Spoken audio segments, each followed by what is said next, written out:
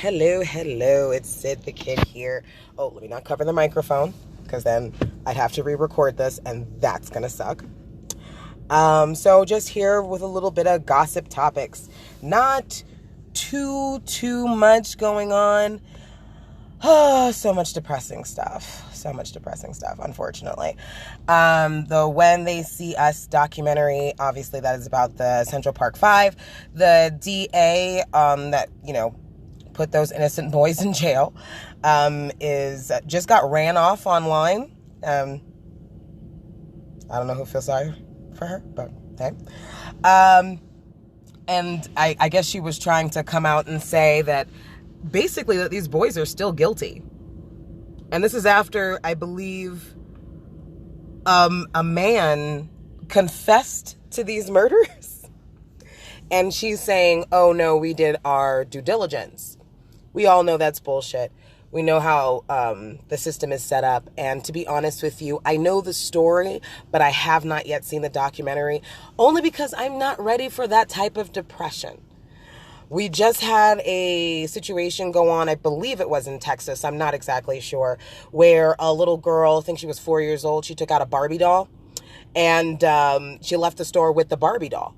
And several police officers pointed a gun at her. The mother, by the way, she had like an infant in her hands. They were like screaming at her husband or her boyfriend, whatever, basically saying that I'm going to blow your head off. This is what I'm going to say. This is very, very, very trying times for Caribbean Americans, Black Americans,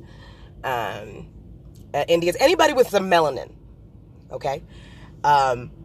They're very afraid right now, and sadly, that fear is very warranted at this point. I'm glad that I don't have any children, so I don't have someone to protect, at least in that way. I have my little sister. I have custody of my 14-year-old sister, who I'm very, very proud of. And she's dealt with certain things in school that's really, really hard for me to deal with. A lot of people don't know the reason why I have custody of my little sister is because my brother has Asperger's, and I wanted my mother to be able to concentrate on helping him. And as a single woman with just cats, I can't really say, oh, I'm booked and busy and I can't do what I feel my part is. And I remember when I enrolled her in school, and it was Aurora, some middle school. The name's not important. And I remember a certain situation where a little boy came up to her and said, oh, my friend really likes you, thinks you're very pretty. She said, thanks, but no thanks. At the time, I'm only 13, so this information is not something that I can do anything about, And then he came back up to her after she refused him, and he says, well, nobody wants your nasty black pussy anyways. She went to her godfather about this instead of me, probably because she knew that I was going to try and blow up the school. I am still Jamaican, and I burn it down. Like it's a thing. And sadly, it's a go-to feeling. I don't know why, but it truly is. And he was able to go ahead and handle it. But even just this past year, while she's going into high school in September, or August, I'm sorry. And even this past school year, she was getting on the bus and people were calling her nigger, or they were saying nigger around her, and perhaps not a derogatory way, but I've always taught her to speak up for herself. Her mother and I have always taught her to speak up for herself. So she told them, listen, if that's something that you say in your spare time, I can't do anything about that. But around me, it's very disrespectful. I don't like the way it sounds, and I don't like the way it feels. Basically, when I had to go up to the school and speak about it, they just basically said there's nothing they can do. They don't give you parents' names. And I wasn't going to beat anybody up. I just feel like me talking to a child about what they obviously learned at home, I should be talking to the parents. I'm not going to have beef with a little kid. That doesn't make sense. I wanted to speak to the parents. And I say all that to say this is still a struggle. This is still something that's going on. And sadly, it's one of the biggest reasons why I feel like being in the U.S. right now, it's just not a place I want to raise children. Just basically stating the fact.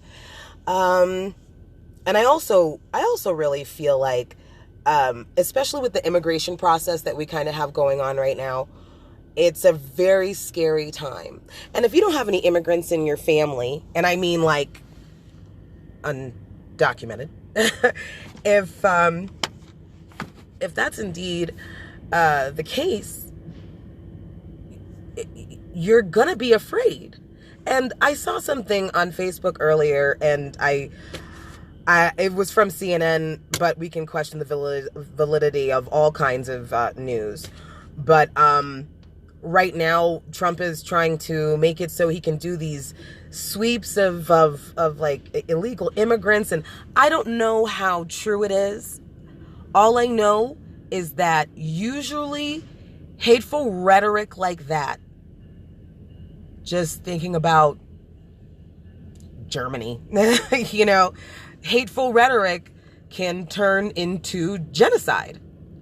And, people think that I'm sorry about that. That is the train. And people really think that I am overreacting. They think that I am thinking about this too deeply. And then my reaction is, you're not thinking about this deeply enough.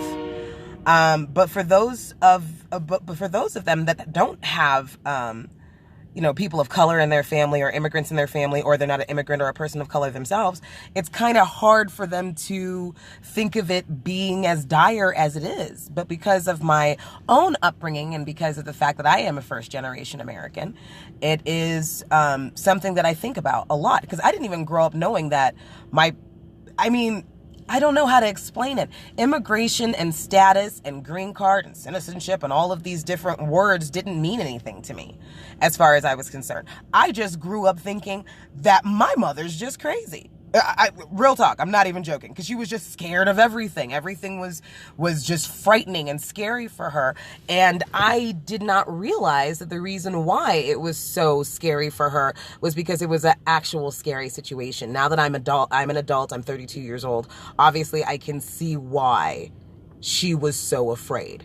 And I think the first time I really realized that, it was an issue was back in, gosh, I was young. I must have been like 17 or something. I got accepted to 2 schools in London for performing arts. I sent them some videos and monologues. Long story short, I got conditional offers. They just wanted to see some test scores, and then I would be able to get in. When I was so proud of this accomplishment, I go to my mother. I let her know that I've done this on my own, because my sister went to an Ivy League college. So I'm just like, this is my moment. And my mother laughed at me until she cried. I did not realize how, first of all, slightly cruel. Secondly, I didn't realize how dire the situation was, because she later explained to me, if something happens to you in England, I can't help you. If something happens to me while you are across the pond, I can't do anything about it. So now I got it. Well, even then I was still devastated and still didn't actually sink in what the actual issue was. But obviously now, as I get older, of course, then I was so hurt, and I just thought that she was overreacting, and this could be something we could really try and do. But again, I'm a child and I don't know any better. And again, I say I digress, because I say all of that to say this doesn't feel safe. I no longer feel safe. And I feel like a lot of people that don't have to deal with the different versions of reality, that they don't care. And that's what I really feel. I really feel like they just, generally, a lot of people don't care about the issue because it doesn't concern them. And that's a really sad and scary place to live in.